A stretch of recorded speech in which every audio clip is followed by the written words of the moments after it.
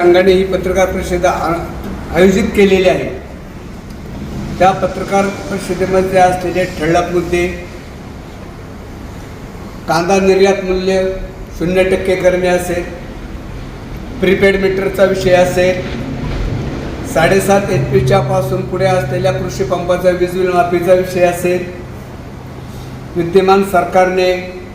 निवडणुकीच्या काळामध्ये कर्जमाफीची केलेली घोषणा असेल,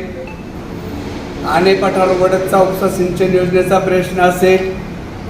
सन 2024-25चे ऊसाच्या गाळपचा विषय असेल, पहिल्या उचलीचा विषय असेल,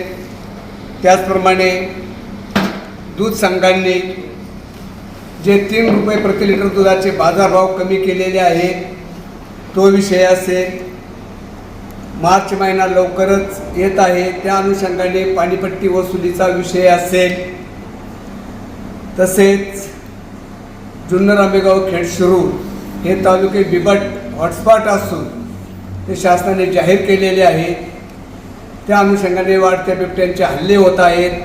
त्या बाबतीत शासनाने ठोस निर्णय करण्याचा, ठोस भूमिका घेण्याचा विषय असेल, त्याचप्रमाणे या वर्षीचं